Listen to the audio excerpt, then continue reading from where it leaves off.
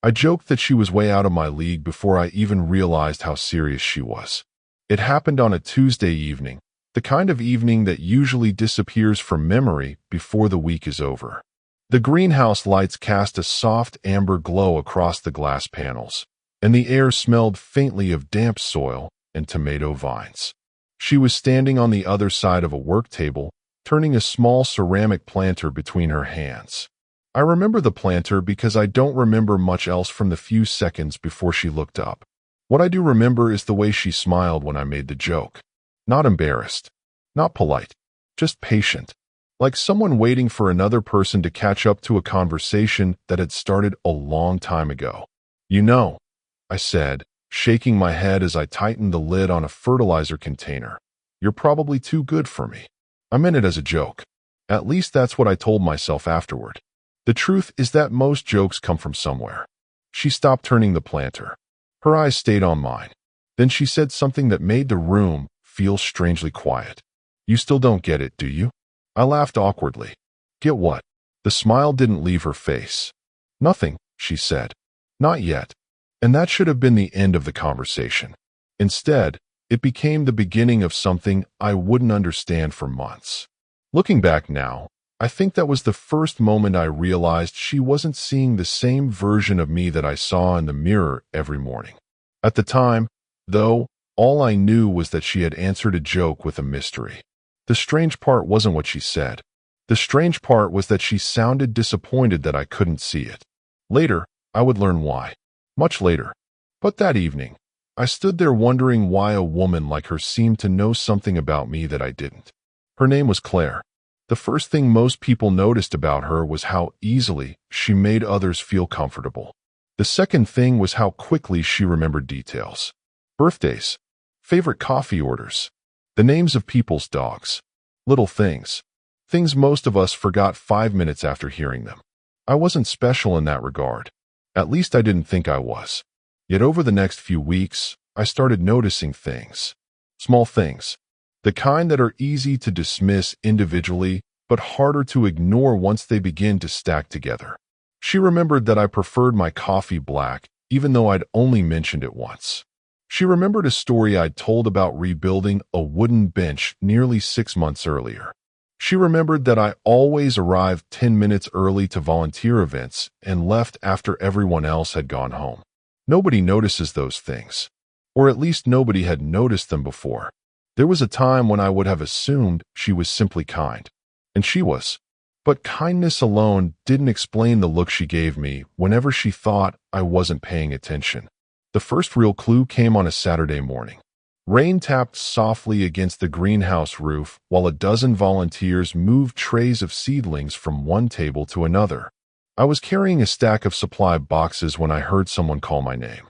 Claire stood near the entrance holding 2 paper cups. Steam curled into the cool air.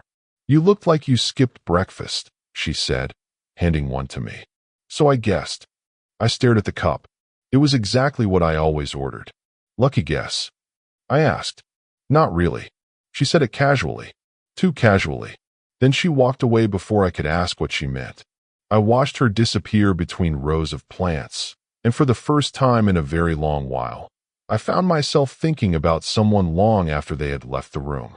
Not because she was beautiful, though she was. Not because she was charming, though she was that too. It was something else. Something quieter. The feeling that somehow, somewhere along the way, she had been paying attention. Real attention. The kind that can't be faked. The kind that takes time.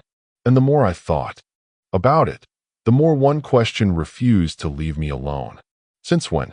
For the next few days, I told myself I was reading too much into things. That seemed like the responsible explanation. People were kind. Claire was kind. That did not automatically mean anything. Still, once you start noticing a pattern, it becomes difficult to stop. The following Wednesday, I arrived at the greenhouse a little before sunset. The sky outside had turned the color of faded denim, and the glass walls held on to the last of the daylight. Claire was already there, kneeling beside a row of herb planters. She looked up when I walked in. "You are early," she said. "You say that every time." Because every time it is true. There was something comfortable about the conversation. No performance. No effort. Just words finding their place. I spent the next hour repairing a damaged shelving unit while volunteers moved supplies around the building. Every now and then, I would catch Claire looking in my direction. Not staring, just checking. The way people glance toward a porch light when they know it will be there. At one point, she walked over carrying a clipboard. "Can I ask you something?" she said. "Sure. Why do you always stay until everyone leaves?" I tightened a bolt before answering. "Someone has to lock up." She smiled slightly. "That is not the reason." "Then what is?" For a moment, she looked like she might answer. Then she shook her head. "Never mind." That became another mystery. Another unfinished sentence. Another small thing that stayed with me longer than it should have. A week later, a storm rolled through town. Nothing dramatic. Just steady rain and strong wind. The kind that rattles windows and keeps people indoors. Around 8 o'clock that evening, my phone buzzed. "Claire." I stared at the screen longer than necessary before answering. "Hello. I hope I am not bothering you." "You are not." I heard rain in the background. "The greenhouse alarm keeps going off," she said. "I think the side door is not closing properly." I was already reaching for my jacket. "I will be there in 15 minutes. She exhaled softly. Relief. Genuine relief. "Thank you." When I arrived, she was standing beneath the awning near the entrance. Rainwater dripped from the edge of the roof. She held a flashlight in one hand and a thermos in the other. "You brought coffee?" I asked. "I brought coffee because I knew you would come." Something about the certainty in that sentence stayed with me. Not because it sounded romantic. It did not. It sounded like trust. And trust is sometimes more powerful than romance. The problem with trust is that it asks a question. Why? Why this person? Why this call? Why this confidence? The door turned out to be a simple fix. 20 minutes later, the alarm stopped chirping and the building settled back into silence. We stood beneath the awning while rain tapped softly against the pavement. Claire poured coffee into 2 paper cups. "You know something?" she said. "What?" "Most people say they will help." She handed me a cup. "You actually show up." I looked down at the steam rising from the coffee. Years ago, someone else had once told me that reliability was predictable, not exciting, not memorable. The comment had stayed with me longer than it deserved. Funny how criticism always seems to find permanent housing in the mind. Claire leaned against the railing and watched the rain. I think people underestimate how rare that is. I did not know what to say to that, so I said nothing. We stood there for several minutes. Comfortable silence. The best kind. Then she laughed quietly. "Can I tell you something strange?" "Sure." "The first time I noticed you was almost 2 years ago." My head turned toward her. 2 years. She nodded. "You were repairing a broken bench near the entrance." I remembered the bench. "Barely. That was 2 years ago." "Almost. Why would you remember that?" The expression on her face softened. Not sad. Not amused. Just thoughtful. Like she was deciding how much of the truth to reveal. Because most people walk past it. She looked back, toward the rain. "You stayed until..." It was finished. Before I could ask another question, she checked the time and stepped away from the railing. "It is getting late." After that night, I started noticing something that had probably been happening for a long time. Claire always seemed to appear a few minutes before I did. Not every time, just often enough to make me wonder whether it was coincidence. The following Saturday, I arrived at the greenhouse carrying a box of replacement tools for one of the storage cabinets. The morning air was cool, and a thin layer of fog still hung over the soccer field across the street. Claire was standing near the entrance arranging small handwritten signs beside a display of herbs. Rosemary, basil, thyme. The signs were neat, careful, the kind of handwriting that belonged to someone who still sent thank you cards through the mail. "Good morning," she said before I even reached the door. "Morning." She glanced at the box in my hands. The cabinet finally gave up. It has been trying to give up for 6 months. She laughed. "You always know how long things have left before they break." Occupational hazard. The words slipped out before I thought about them. Claire smiled as though she had just collected another piece of information. Another small detail. Another entry in a file she seemed to keep somewhere inside her head. Over the next few hours, volunteers drifted in and out. Families, retirees, teenagers collecting community service hours. The greenhouse settled into its usual rhythm. Watering cans, conversations, the smell of soil and fresh coffee. At one point, I climbed a ladder to replace a damaged light fixture near the back wall. When I climbed down, I found a bottle of water sitting beside my toolbox. I still clung to the outside. I looked around. Claire was helping a little girl repot a sunflower. She never looked in my direction, but somehow I knew. The strange thing was not that she noticed things. It was how naturally she did it. There was no performance, no attempt to impress anyone. She simply paid attention. Most people spend conversations waiting for their turn to speak. Claire listened, really listened. The kind of listening that made you hear your own thoughts more clearly. Around noon, we took a break outside beneath a covered picnic area behind the building. The clouds had finally burned away, leaving a bright blue sky overhead. A few volunteers sat nearby eating sandwiches. Claire handed me a paper bag. "What is this?" I asked. "Lunch. You brought me lunch?" "Technically, I brought extra lunch." I opened the bag. Turkey sandwich. Apple slices. The same brand of chips I always bought from the vending machine down the street. I stared at the contents for a second longer than necessary. "How did you know?" She tilted her head. "Know what? This is exactly what I would have picked." A faint smile touched her face. "Maybe you are easier to figure out than you think." Most people would hear a sentence like that and take it as flirting. I did not. Not because I was oblivious. Because life had taught me that assumptions usually lead to disappointment. Still, the comment stayed with me, along with a dozen others. That afternoon, after most of the volunteers had left, Claire and I stayed behind to finish organizing supplies. The greenhouse felt different when it was nearly empty. Quieter. The sounds carried farther. A rolling cart squeaked across the concrete floor. Wind tapped softly against the glass panels overhead. We worked side by side for nearly an hour. Comfortable silence.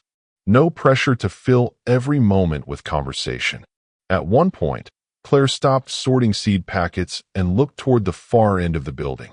"Can I ask you something?" she said. "Sure." She hesitated. Not because she was unsure. Because she was choosing her words carefully. "Do you ever get tired of being the person everyone depends on?" The question caught me off guard. I laughed softly. "I do not think anyone depends on me that much." Claire looked down at the packet in her hands. Then back at me. "See," she said quietly. "That is exactly what I mean." Before I could ask what she meant by that, another volunteer walked in carrying a stack of boxes. The moment disappeared, but not entirely. Later that evening, after I returned home, I found myself replaying the conversation. Not the question, the look in her eyes when she asked it, as though she had been trying to understand something about me for a very long time. And for the first time, a possibility crossed my mind that I had been avoiding ever since the night of the storm. What if Claire had not simply noticed me? What if she had been paying attention for reasons I still did not understand? The question followed me for the rest of the week. Not loudly. It was not the kind of thought that demanded attention. It simply stayed nearby, like a song you catch yourself humming without realizing it. What if Claire had been paying attention for reasons I did not understand? The trouble was that every possible answer felt unlikely. Life had taught me that most things were exactly what they appeared to be. People were friendly because they were friendly. They remembered details because they had good memories. They called because they needed help. Simple explanations usually turned out to be correct. Yet the simple explanation felt weaker every day. 2 Saturdays later, the greenhouse hosted a community plant sale. By 8 in the morning, the parking lot was already half full. Families wandered between tables carrying coffee cups and cardboard trays of flowers. Children ran ahead of their parents. Folding chairs scraped against concrete. Someone played old country music through a portable speaker near the entrance. The entire place felt alive. I spent most of the morning helping customers load purchases into their vehicles. Around noon, I finally stepped inside to grab a bottle of water. Claire was standing behind a table covered with herb seedlings. She looked tired, not exhausted, Just the kind of tired that comes from taking care of everyone else before yourself. A strand of hair had escaped from behind her ear. She did not seem to notice. Have you taken a break? I asked. Eventually. That is not an answer. She smiled. I learned from the best. I shook my head and walked toward the small volunteer kitchen in the back. 10 minutes later, I returned carrying a sandwich, a bottle of water, and a paper cup of coffee. She looked down at the tray. What is this? Apparently your lunch break. Ethan, you have been here since 6. How do you know that? Because I got here at 7 and you already had everything organized. For a moment, she simply stared at me. Then something softened in her expression. Not surprise. Recognition. As if she had just discovered something she had hoped might be true. You notice things too, she said quietly. The comment caught me off guard. Nobody had ever described me that way before. Reliable. Sure. Dependable. Sometimes predictable. But observant? Not often. The strange thing was that she sounded pleased about it. Later that afternoon, after the crowds began to thin out, we ended up organizing leftover inventory together. The work was simple. Boxes, labels, inventory sheets. The sort of task that becomes almost relaxing when shared with the right person. At one point, Claire found an old packet of lavender seeds tucked behind a shelf. She held it up like buried treasure. Look at this. Those have probably been there for years. Exactly. She brushed dust from the packet. Everyone forgot about them. I laughed. You are feeling sympathy for seeds. Someone should. Then she added something that made me unexpectedly quiet.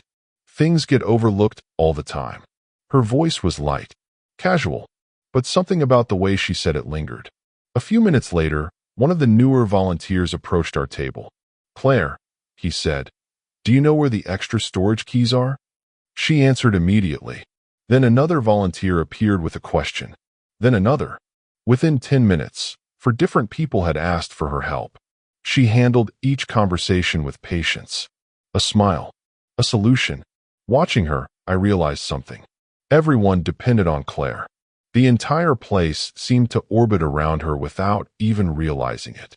Yet when the final volunteer left that evening and the greenhouse finally grew quiet, she sank into a folding chair and stared out the window for several seconds without speaking. Long day? I asked. She laughed softly. You have no idea. There was something different about the laugh. It sounded tired, honest, human. For the first time since I had met her, she seemed less like the person holding everyone together and more like someone carrying a weight. She rarely talked about. We locked up together and stepped into the cool evening air. The parking lot was almost empty. The sky glowed orange behind the distant tree line. Claire stood beside her car, searching through her purse for her keys. Then she stopped. Can I ask you something? She said. Sure. She hesitated longer than usual. When you are having a bad day. Her voice trailed off. Who do you call? The question surprised me enough that I did not answer right away. Eventually I shrugged. Nobody, I guess. She looked down for a second, then nodded slowly. I thought so. Before I could ask why, she found her keys and opened the car door. Good night, Ethan. Good night. She drove away a few moments later. I stood alone in the parking lot watching her taillights disappear down the road. And for the second time in less than a month, I found myself wondering about a question I could not answer. Not why Claire noticed me. Not anymore. The question that stayed with me all the way home was much simpler. Why did she look disappointed when I said there was nobody I called? The question stayed with me longer than I wanted to admit. Why had Claire looked disappointed? Not surprised. Not concerned. Disappointed. As if she had hoped the answer would be different. For several days I tried not to think about it. That strategy worked about as well as most strategies involving Claire. The following week brought the first real cold front of the season. The mornings arrived wrapped in gray skies and the scent of wood smoke drifting from distant chimneys. The greenhouse windows fogged over before sunrise, and every volunteer seemed to show up carrying a larger coffee cup than usual. On Thursday afternoon, my phone rang while I was finishing a repair job. Claire. I answered on the second ring. Hello. Hi. Her voice sounded different. Softer. Tired. Are you busy? It was a simple question, yet something about it made me sit up straighter. Not anymore. A quiet laugh came through the speaker. I need a favor. What happened? Nothing terrible. She paused. At least I do not think so. 30 minutes later, I was standing inside her kitchen staring at a dishwasher that had apparently decided retirement sounded more appealing than another cycle. Claire leaned against the counter while I examined the control panel. The room smelled faintly of cinnamon and fresh coffee. A loaf of bread cooled on a wire rack beside the stove. Soft jazz played somewhere in the background. It felt less like entering someone's house and more like stepping into a life that had been moving quietly long before I arrived. I should warn you, I said. I fix a lot of things. Dishwashers are not officially one of them. You fixed the greenhouse alarm. That was different. You also fixed the irrigation system. Still different. You rebuilt a bench. I glanced over my shoulder. You really do remember everything. She smiled into her coffee mug. Not everything. The dishwasher problem turned out to be embarrassingly simple. A clogged filter. 20 minutes later, it was running normally again. Claire looked genuinely impressed. You make everything seem easy. I shook my head. No, I just spend a lot of time figuring things out. Something flickered across her expression. A thought. A memory. Then it disappeared. Exactly, she said quietly. We ended up sitting at the kitchen table afterward. 1 cup of coffee turned into 2. Outside, rain tapped gently against the windows. Inside, the conversation drifted wherever it wanted. Books, volunteer projects, childhood hobbies, favorite seasons. The ordinary details that slowly build a picture of a person. At some point, Claire stood and walked toward a cabinet. When she returned, she carried a worn photo frame. Can I show you something? She asked. She placed the frame on the table. The photograph showed a younger Claire standing beside an older woman. They shared the same smile, the same eyes. My mother, she said. There was affection in her voice. And something else. Loss. I waited. Eventually, she continued. She always believed that taking care of people was the most important thing you could do. Her thumb brushed lightly across the edge of the frame. Sometimes I think I took that lesson a little too seriously. The room grew quieter. What do you mean? I asked. Claire looked toward the rain-covered window. I spent a lot of years being the person everyone depended on. She laughed softly. The reliable one. The organized one. The person who always had an answer. For the first time since I had known her, she sounded tired in a way that had nothing to do with sleep. And who takes care of that person? I asked. The question slipped out before I could stop it. Claire looked at me. Really looked at me. Several seconds passed. Then she smiled. Not the smile she gave volunteers. Not the smile she gave strangers. Something smaller. More honest. That is a very good question. We sat there in comfortable silence afterward. Rain on the windows. Coffee growing cold. The occasional hum of the dishwasher working steadily in the background. It occurred to me then that I had stopped checking the time. I had stopped thinking about leaving. Somewhere along the way, being there had started to feel natural. The realization should have made me nervous. Instead, it felt strangely peaceful. Eventually, evening settled over the neighborhood. I stood and reached for my jacket. Claire walked me to the front door. Thank you, she said. For the dishwasher? For coming. Something in her voice made the words feel larger than they should have. I nodded. Anytime. Her smile returned. Warm.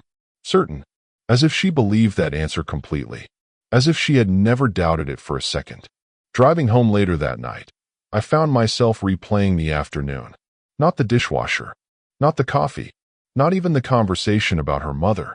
What stayed with me was the look on Claire's face when I asked who took care of the person everyone depended on. Because for a brief moment, she had looked relieved. And I could not stop wondering why she seemed so surprised that someone had finally asked. The weather turned colder after that. Not dramatically. Just enough that people started arriving at the greenhouse with heavier jackets and lingering a little longer around the coffee station. The trees along the road had nearly emptied their branches, leaving behind dark silhouettes against pale morning skies. Life settled into a rhythm. The strange thing about rhythm is how quickly it can become important without announcing itself. Tuesdays, Thursdays, Saturdays. Somewhere along the way, those days stopped being about volunteer schedules and started becoming the days I knew I would probably see Claire. I try not to think too much about what that meant. Thinking had never improved anything.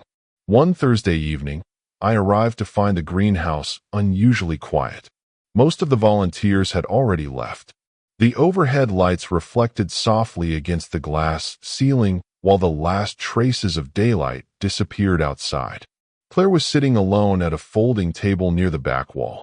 A notebook lay open in front of her. She looked up when I approached. "You are late," she said. 3 minutes. Still late. I laughed and set my toolbox down. I did not realize I was being monitored. "You are." She said it so casually that I almost missed it. Then she smiled and returned her attention to the notebook. The comment stayed with me longer than it should have. Over the next hour, we worked on inventory reports for an upcoming winter fundraiser. Nothing exciting. Clipboards, supply lists, budget estimates. The sort of tasks most people avoid whenever possible. Yet somehow the evening passed quickly. At one point I noticed Claire rubbing her temples. "Headache?" I asked. She nodded. "Long week. You should go home." "I will." She glanced at the stack of paperwork between us. Eventually, there it was again. That instinct she had. The need to carry everything herself. The need to be the person everyone could depend on. I recognized it because I had spent years doing the same thing. The difference was that nobody ever seemed to notice when it exhausted her. A little later, her phone buzzed on the table. She glanced at the screen. Something changed in her expression. Not much. Just enough. A small tightening around her eyes. The kind of reaction most people would miss. She silenced the call without answering. A few minutes later, the phone buzzed again. Same reaction. Same silence. I pretended not to notice. She pretended nothing was wrong. The third call came 20 minutes later. This time she set the phone face down. "Everything okay?" I asked. The question lingered between us. Claire looked toward the far side of the greenhouse. "It is complicated." Then she laughed softly. "Actually, that is not true. It is very simple. I just do not feel like explaining it." I nodded. Sometimes people need space more than advice. The conversation moved on, at least on the surface. But something felt different after that. The easy rhythm of the evening had shifted slightly, like a song changing keys halfway through. Eventually, we finished the paperwork and started putting supplies away. Claire carried a stack of folders toward a storage cabinet near the back. I reached for the top box before she could lift it. "I can carry that." "I know." "Then why are you taking it?" She looked at me for a second. Then she smiled. A tired smile this time. "Because you always do." The answer should not have affected me. Yet it did. Because it sounded less like an observation and more like certainty. She trusted me to show up. Trusted me to help. Trusted me enough that it had become part of her expectations. The realization felt unexpectedly heavy.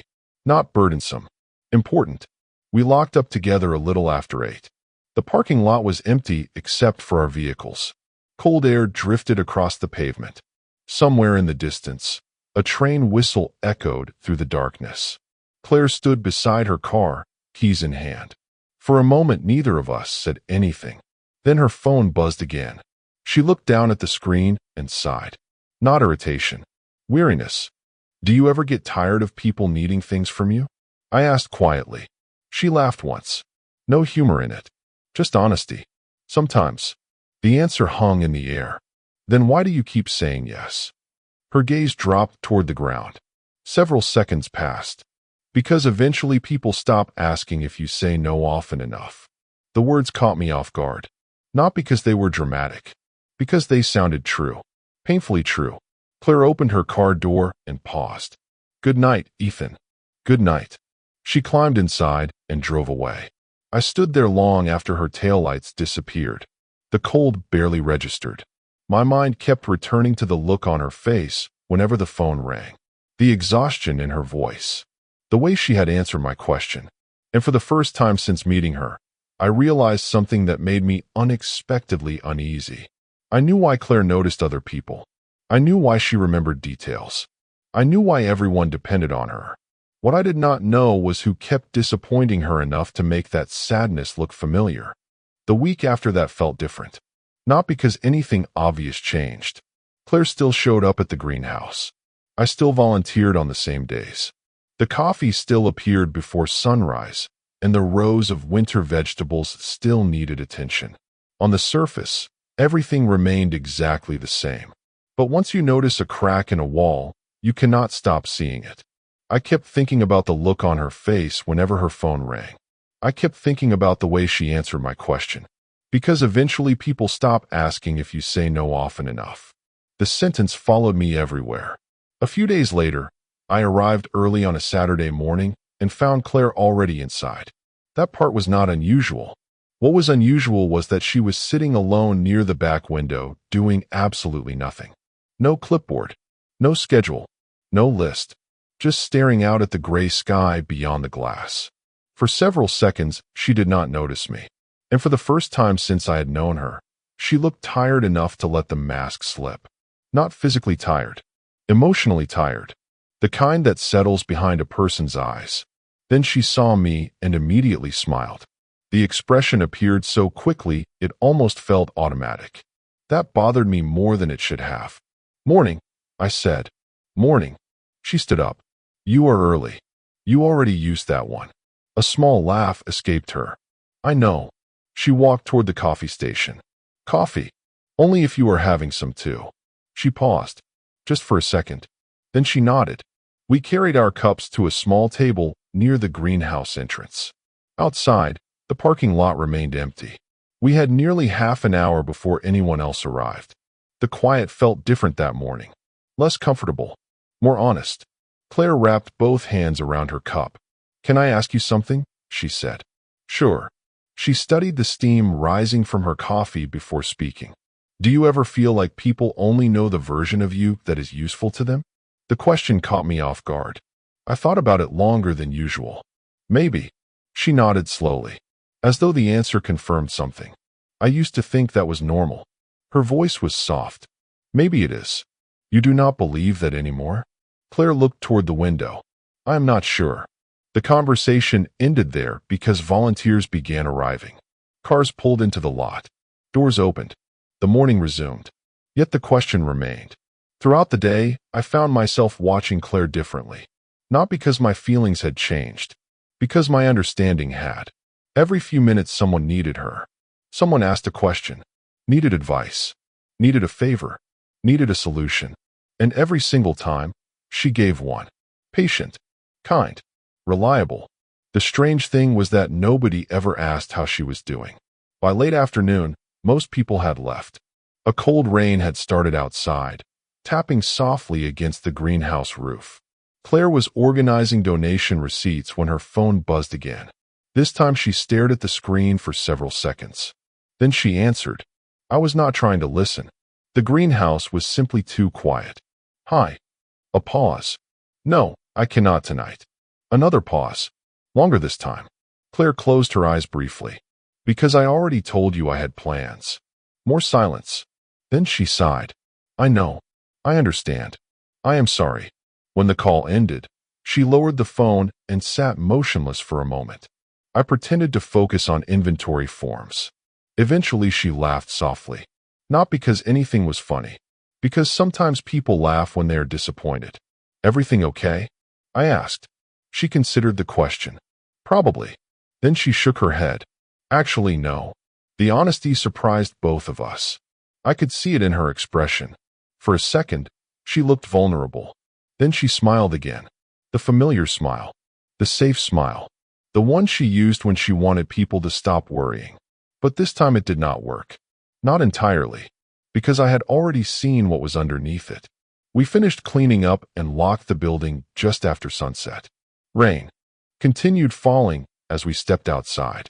Claire stopped beneath the awning and stared across the nearly empty parking lot. "You know what is funny?" she asked. "What?" She folded her arms against the cold. "Most people think being dependable means you never get lonely." The words landed harder than she probably intended, because I understood exactly what she meant.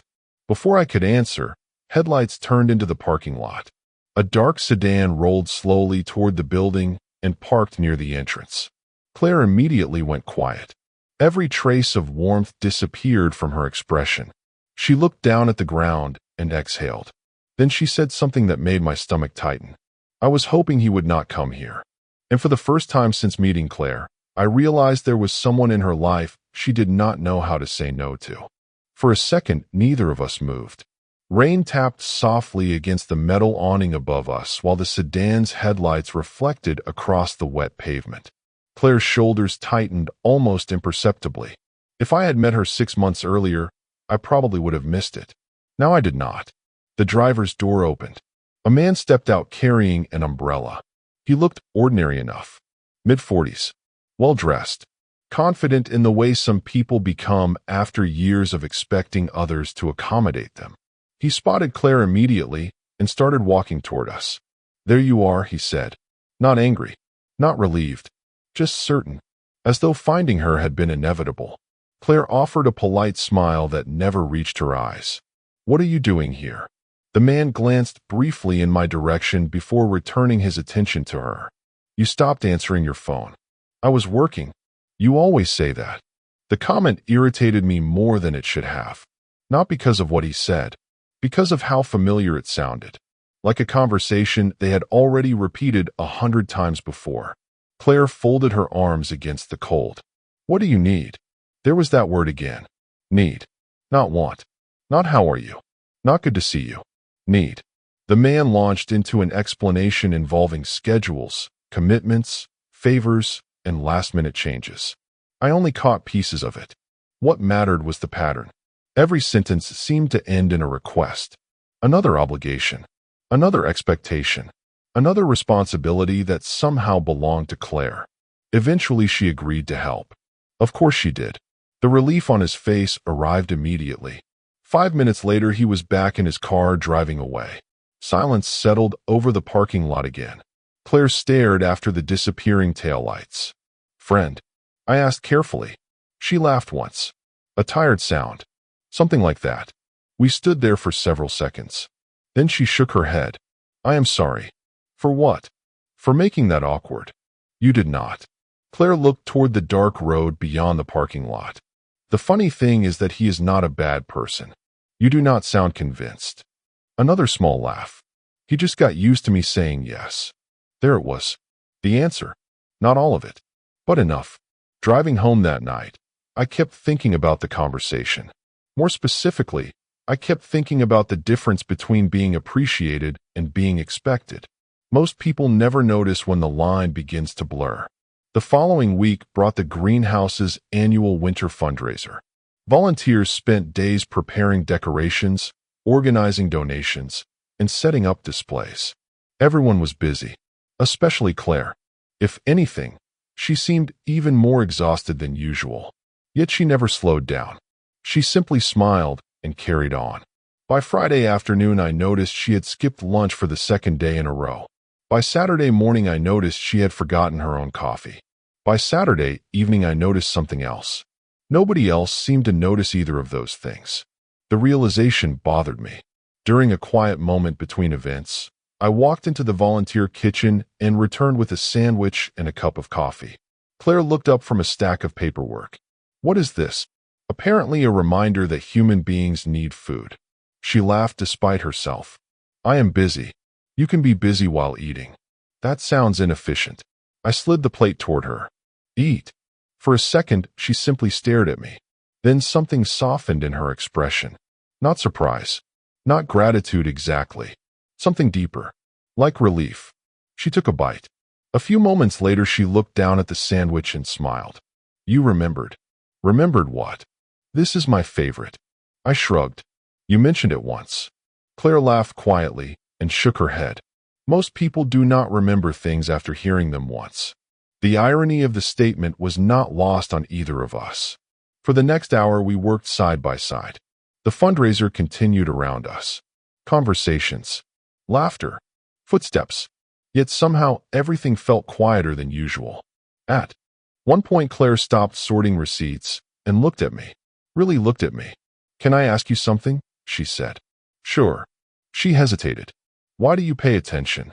The question caught me completely off guard. What do you mean? The little things. Her voice was soft. Why do you notice them? I thought about the answer before speaking. Because somebody should. Claire lowered her eyes. For a moment she said nothing. Then she nodded slowly, as though the answer confirmed something she had been wondering for a very long time. Later that evening, after the last guest left and the cleanup was finished, we sat alone near the front entrance. The greenhouse lights glowed warmly against the winter darkness outside. Neither of us seemed eager to leave. Claire rested her hands around a paper cup of coffee. You know something? She said quietly. What? She smiled to herself before answering. For years I thought nobody really saw me. The words landed with surprising weight. Before I could respond, she continued. Not the real version, anyway. Then she looked directly at me. There was vulnerability in her eyes now. No mask. No practiced smile. Just honesty. Lately I have started wondering if I was wrong. And in that moment, I realized the question was no longer why Claire noticed me. The question was why she seemed to believe I was the first person who had ever truly noticed her. For a long time after that conversation, neither of us moved. The greenhouse had gone quiet hours earlier. The fundraiser was over. The volunteers had gone home. Only the soft hum of the heating system remained, drifting through the warm air between rows of winter vegetables and dormant seedlings waiting for spring. Claire sat across from me holding a paper cup that had long since gone cold. I kept replaying her words in my head. For years I thought nobody really saw me. The strange thing was that I understood exactly what she meant. Maybe that was why neither of us rushed to fill the silence. Eventually Claire smiled and looked down at her cup. That sounded more dramatic than I intended. No, I said. It did not. She laughed softly. You know what I mean. I did. More than she realized. The truth was that most people spend their lives being known for what they provide. Their job, their usefulness, their reliability, the roles they play for everyone else. Very few people ever get to feel fully seen. Not the real version. Not the quiet parts. Not the tired parts. Not the pieces they keep hidden because they assume nobody would notice anyway. Claire had spent years carrying everyone else's weight. I had spent years trying not to become one. Different roads. Same loneliness. Outside, snow began drifting through the darkness. Tiny white flakes crossed the glow of the parking lot lights. Claire noticed them first. Looks like winter finally showed up. We walked outside together a few minutes later. The cold air felt sharp and clean. Snow gathered slowly along the edges of the pavement. Neither of us seemed eager to leave. It felt like one of those rare moments when neither person wanted the conversation to end, but neither knew how to keep it going. Claire leaned against her car and looked up toward the falling snow. Can I tell you something? She asked. Of course. She smiled faintly. I almost stopped volunteering here 3 years ago. That surprised me. Why? She laughed once. Because I was exhausted. The answer came quickly. Honestly, everyone needed something. Everyone expected something. And I got tired of feeling like the only reason people called was because they needed help. I listened. Claire continued staring at the snow. Then one Saturday morning, I saw someone rebuilding a broken bench near the entrance. I felt my stomach tighten slightly. The bench again? The bench again. She smiled. You were there for hours. It needed rebuilding. Nobody asked you to do it. I shrugged. It needed doing. Claire looked at me then, directly, the way she always did when she wanted me to hear something important. That is exactly the point. For several seconds, neither of us spoke. Then she continued. Everybody else walked past it. You stopped. Her voice remained calm. Steady. You always stop. I looked away toward the parking lot, toward the snow, anywhere except her eyes, because there was something dangerous about being seen that clearly. Especially when you have spent years convincing yourself you are ordinary. Claire stepped closer. Not dramatically, just enough that I could hear her voice above the wind. Do you know what I noticed after that? I shook my head. I started seeing you everywhere. She laughed softly at the absurdity of the sentence. The greenhouse. Community projects. Volunteer events. Her smile grew warmer. You never wanted credit. You never made speeches. You never needed attention. Every word made me more uncomfortable. Not because she was wrong, because I did not know what to do with any of it. People were not supposed to keep track of those things. People were not supposed to remember. Claire seemed to understand exactly what I was thinking. See, she said gently. You still do it. Do what?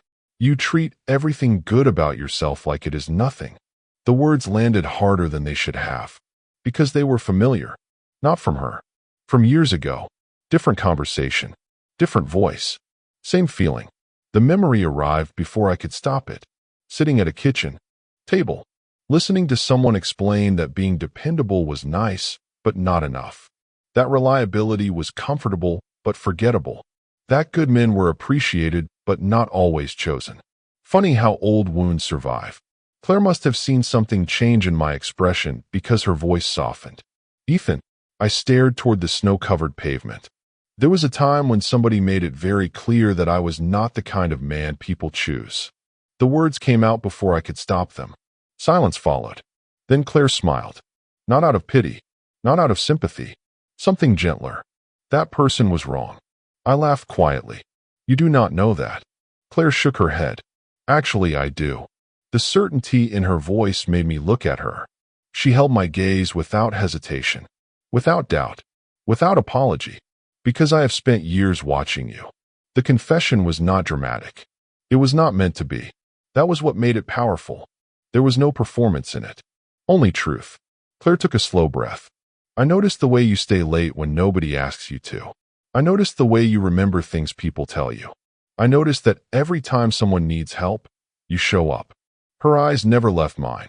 I noticed that you never think any of those things matter. The snow continued falling around us. Quiet. Steady. For a moment it felt as though the entire world had gone still. Then Claire smiled. The same patient smile she had worn months earlier. The smile of someone waiting for another person to finally understand something she had known all along. You spent years believing your value came from what you were not, she said softly. I chose to pay attention to who you are.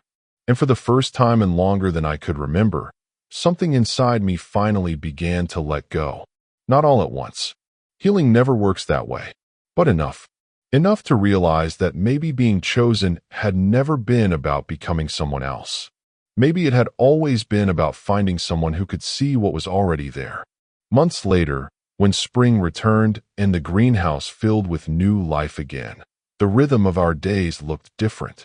Not because either of us changed dramatically, because neither of us had to carry everything alone anymore. Coffee became routine. Conversations became longer. Silence became easier. Home stopped feeling like a place and started feeling like a person. And whenever I think back to that winter, I do not remember the fundraiser or the snowfall or even the old bench near the entrance. I remember the feeling of finally being seen by someone who never needed me to become anything other than exactly who I already was.